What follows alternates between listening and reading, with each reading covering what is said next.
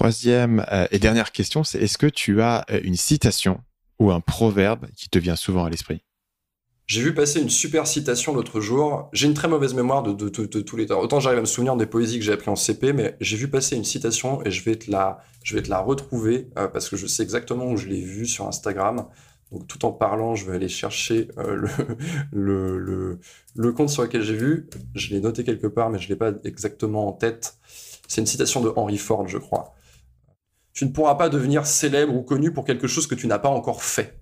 Et ça, c'est un truc qu'on voit tout le temps. C'est-à-dire des mecs qui se disent, ouais, regarde, je suis connu, j'ai fait ci, j'ai fait ça, mais ils te parlent de choses qu'ils n'ont encore jamais fait. C'est des trucs que tu vois passer tout le temps sur Facebook. Oui, bonjour, je gère une agence de tatati tatata, et tout le truc derrière, c'est un bateau, c'est un pipeau. Enfin, Ouais, tu ok. sens que le mec, il est face à inventer de toutes Ouais. pièces. Le mec, il a 22 ans, il a loué un bureau, il s'est filmé en caméra, mais et tu vas pas atteindre le succès en essayant de promouvoir quelque chose, enfin, tu vois, d'essayer de vendre quelque chose que tu n'as pas encore déjà fait toi-même. Hmm. Toi, les conseils que tu donnes en marketing, bah, c'est des choses, tu vois, ta carrière, elle est déjà longue finalement. Tu vois, tu as testé plein de trucs, tu t'étais lancé, tu as fait des erreurs aussi. Donc en fait, tu conseilles sur ton expérience passée et c'est des conseils qui sont efficaces, qui sont vrais parce qu'ils ont été appliqués. C'est pas quelque chose voilà, c'est pas quelque chose qui t'est étranger en fait. Ouais. Après, c'est vrai qu'il y a quelques personnes qui ont monté des trucs comme ça, où en gros, c'était l'idée de si je t'en mets plein les yeux, tu t'aperçois pas forcément de la différence. Et la vérité, c'est que pas mal de gens arrivent à flouter un petit peu les marques quand même. Enfin, tout ce qui est j'ai monté une agence ou j'ai monté du dropshipping, c'est un petit peu les deux grandes catégories. Si tu veux donner l'impression que tu as une villa à Miami, parfois c'est un petit peu douteux. Tu vois. Je pense que d'ailleurs, à mon avis, déjà les gens effectivement sont pas bêtes. Quand tu achètes un truc qui vaut, je sais pas que ce soit une formation ou quoi que ce soit, mais moi quand je fais un achat à 2000 euros, tu vérifies. Alors je vais aller acheter un ordinateur portable qui vaut 2000 balles, je vais quand même regarder les benchmarks, je vais regarder les avis des gens. Moi je regarde même les avis des gens sur des baskets de course à pied. Donc les gens sont pas bêtes, ils vont vérifier ce qu'il va y avoir derrière. Et puis, on a tendance à surestimer énormément, parce que ces personnes qui construisent ces espèces de coquilles vides, elles t'en mettent plein la vue, mais on surestime énormément leur chiffre d'affaires et leurs bénéfices réels. T'as des coûts parfois de publicité qui sont monstrueux, enfin, t'as des coûts de... Toute cette mise en scène, elle a un coût également, donc ouais. Bah, au final, c'est pas si cher que ça d'avoir l'air riche dans une vidéo. C'est-à-dire que louer une bagnole, louer une villa, ça a un coût, mais c'est pas non plus délirant. Et c'est probablement inférieur à ce que tu dépenses même dans une journée sur Facebook en acquisition, etc. Si tu fais un petit peu d'acquisition. Et au final, il y a un autre aspect qui, pour le coup, on va peut-être pas rentrer dedans, mais où les gens confondent la richesse et la dépense. Ou si tu dépenses beaucoup d'argent, tu as l'air riche, alors qu'au final, bah non, puisque tu as claqué toute ta thune dans des objets de consommation, bah, au final, il te reste pas grand-chose. Euh, mais c'est le seul truc qui intéresse les gens, parce qu'au final, tu dis aux gens, OK, vas-y, on, on monte un business, on monte un actif, ça intéresse personne, ça. J'ai monté un actif, c'est intéressant, ça a de la valeur et tout. Ce que les gens veulent voir, c'est aller où ta Lambo, mon gars. Tu vois?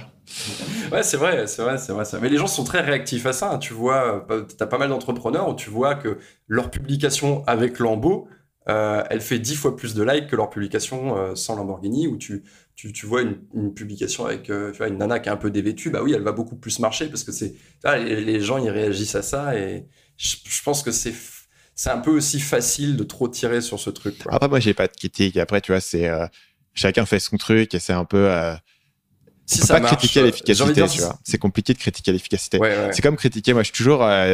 Les gens critiquent le clickbait sur YouTube. Ah, t'as fait un titre clickbait, t'as fait une miniature clickbait. Je veux dire, ça fait partie du game. Tu vas demander à un YouTuber de se casser la tête sur sa chaîne et sur sa vidéo et de pas mettre un bon titre qui va marcher. Oui, Pourquoi? Pour c'est le vrai. code de l'honneur du non clickbait. Tu vois, je pense qu'il y a le clickbait porté trop loin où tu fais un truc qui n'a pas de rapport avec la vidéo. Mais il y a un sens où ce clickbait-là, il n'est pas efficace parce que les gens cliquent plus sur tes vidéos. Mais quand tu vois un gars, moi, je suis admiratif d'un mec comme PewDiePie, tu vois, qui a toujours les miniatures et les titres les plus déglingos du monde. Et t'es jamais déçu. Et pour autant, il y va au fond, il va pousser à fond le truc. Et ça fait partie de ces trucs, tu vois, c'est compliqué de critiquer après ce qui marche. Les gens font un peu ce qu'ils veulent. Enfin voilà. Après, c'est juste drôle de l'observer. Ouais. En fait, t'en voudras jamais à Squeezie ou à PewDiePie. Pourquoi? Parce que ces mecs sont vraiment divertissants. C'est-à-dire que tu regardes une vidéo, moi de temps en temps je tombe sur une vidéo de Squeezie, je me suis jamais dit « Ah bordel, j'ai perdu et Squeezie m'a fait perdre 15 minutes », à minima j'ai rigolé quoi. Et donc en fait, ils ont beau avoir mis un clickbait machin, tu vas dire « Ah ouais, bien vu », t'as envie de cliquer et après t'es content parce que t'as ressenti des émotions positives. Donc voilà, le reprocher à quelqu'un de dire t'as mis un titre aguicheur ou t'as mis une vignette intrigante, ce serait comme dire reprocher à un restaurant d'avoir une belle façade. Il faudrait quoi? Il faudrait, au nom de ça, il faudrait avoir une façade toute dégueulasse en disant non, la bouffe est super bonne dedans, je t'assure. Mais les gens regardent la façade, c'est un fait, quoi. Mais après, c'est un autre. Ce que j'essayais un peu de. Ce que je disais un peu tout à l'heure, c'est un autre game que de dire hey, j'ai une maison alors qu'en vrai, j'ai pas une maison. Hey, j'ai une Lambo alors qu'en vrai, cette Lambo, elle est louée et ça m'a coûté 50 € chez Europcar. Là, c'est autre chose. Ouais. T'es dans une forme de manipulation qui est un petit peu plus perverse quand même. Je suis d'accord. Sur ce, on va terminer. Pour terminer, Yann, est-ce que tu peux dire aux gens où est-ce qu'ils peuvent te retrouver, en apprendre plus sur toi et sur ton travail? Ok, alors les gens peuvent me suivre déjà sur YouTube. Ils peuvent aller sur ma chaîne Yann Piette, YA2NPIE2TE, où là je vais parler d'intelligence sociale, de développement personnel. Si vous êtes une femme, je suis sûr qu'il y a des femmes qui écoutent ce podcast, allez sur la chaîne YouTube qui s'appelle L'Homme Expliqué. Il y a forcément des vidéos qui vont vous intéresser, même si vous êtes en couple. Et si vous êtes un jeune homme et que vous êtes intéressé, ou pas si jeune en fait, que vous voulez faire des rencontres, tapez Les Bicheurs sur YouTube. Et ensuite, mes sites internet, c'est assez simple. Je vais avoir Zone de confort, donc du coup pour mon public masculin, qui va parler justement de rencontres amoureuses, de faire provoquer des belles rencontres.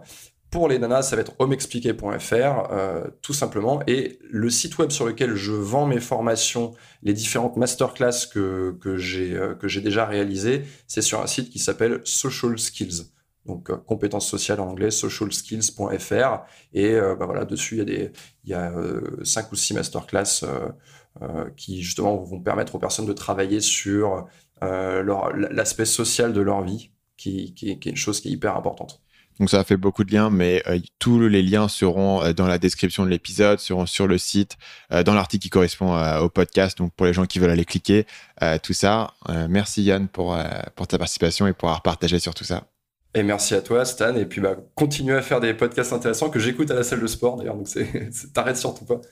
Ouais, là on est sur une grosse série. Là, au moment où les gens écoutent, ils m'auront vu avoir une productivité de podcast. Jamais vu depuis 2017, je pense, sur le podcast Marketing Mania. Donc c'est génial parce que c'est une vraie manière de consommer qui est différente. Moi, j'en écoute en m'endormant, j'en écoute quand je vais faire du sport, et je vais même écouter certains trucs selon mon activité. Donc t'écoutes des podcasts en t'endormant? En m'endormant, en fait, je vais me coucher si je me couche tout seul, parce que c'est un peu bizarre, tu vois, quand t'as ta nana qui est à côté, de mettre un truc à côté, qui fait du bruit derrière. Mais en gros, je vais écouter des trucs des trucs divers et variés. Je vais écouter des trucs sur France Culture, sur la littérature. Je vais écouter des trucs, je vais écouter Faites entrer l'accusé, enfin tu vois, ce genre de machin. Ça, c'est les trucs du soir. Je vais écouter pas mal de podcasts aussi qui sont liés à mon activité. Il va y avoir Nat et Véro, Les Gentilshommes, les trucs qui parlent de relations amoureuses, forcément, parce que ça me permet aussi de continuer à brasser des idées, d'en avoir des nouvelles. Et puis quand je vais faire du sport, je vais écouter Gary Vee, Grant Cardone, Stan Leloup, des choses qui sont plus, qui pour moi nécessitent d'être un peu plus réveillé et alerte, quoi. Donc, ouais, t'écoutes Gary Vee avant de dormir, ta nuit est finie, quoi. Tu dors pas du tout. Voilà. En tout cas, un grand merci de m'avoir invité à cette émission, et puis bonne continuation à toi, Stan. Merci à toi. Salut, c'est Stan, j'espère que vous avez apprécié cet extrait du podcast Marketing Mania. Bien sûr, vous pouvez retrouver l'ensemble des épisodes du podcast, y compris les instructions sur comment vous abonner sur l'application Apple Podcast ou sur votre téléphone Android en vous rendant sur mon site à l'adresse marketingmania.fr/podcast. Je vous ai mis le lien dans la description de cette vidéo.